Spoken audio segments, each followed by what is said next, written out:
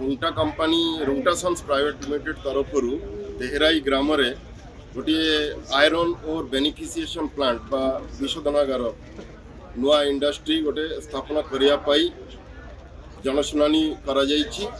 एही जनशुनानी रे एंटायर आपनकर तेहराई विलेज रो आबाल वृद्ध वनिता समस्ते सपोर्ट करिसेंती। खाली सपोर्ट करि नाहंती, सेमाने एटा भी कहिसेंती जे रुंटा ही एकमात्र कंपनी जो कंपनी एही एंटायर कोयरा अंचल रो समस्त डेवलपमेंट रे अंतर्भुक्त। सेमाने जहाँ डिमांड पब्लिक रखती से पानीय जल हो किंबा हेल्थ हो किंबा रोड इंफ्रास्ट्रक्चर हो किंबा रोड लाइट हो एवं जहाँ भी से डिमांड करते सबू से रखिंट।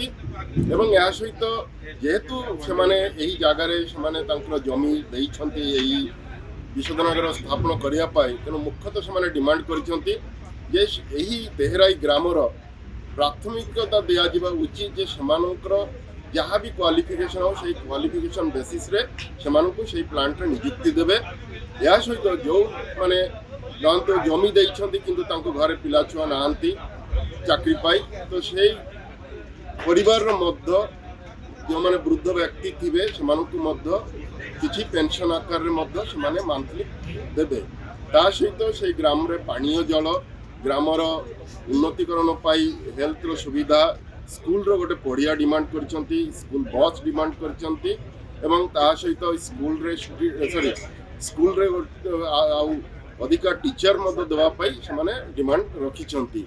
या सहित तेहराई विलेज रे जो पानीय जल जोगान दिया हैछि ताकू आउ टिके इम्प्रूवमेंट करिया पाई एवं जो कि पार्किंग व्यवस्था अछि सेही जगह रे गाधुआ घर ता सहित टॉयलेट व्यवस्था एगुड़ाक सबू एवं गछ लगेबा जल प्रदूषण किमती कम हो पार वायु प्रदूषण किमती कम हो पार से विषय विशेष भाव में ध्यान नेबे। एवं जेहेतु यही अंचल रे यही प्लांट हेले ए एरियार बहुत उन्नति भी हो पार एवं ता सहित जेतक सामाजिक कार्यक्रम अच्छी SOS सेल्फ हेल्प ग्रुप जरिया रे यही अंचल उन्नति भी से करेंगे यही वक्तव्य रखिंट। एवं प्राय 77 व्यक्ति यही जगह अंशग्रहण करते आज प्रकल्प विषय रे जो आपणकर परिवेश उपर कौन प्रभाव पड़ो ताहा पाई प्राय 77 जन लोक समस्त आसिकी पूरा सपोर्ट करिसेंती। एवं एतद व्यतीत 175 जन व्यक्ति साइन कर सिग्नेचर कर प्रकल्पटी हो या द्वारा यही अंचल उन्नति हो पार।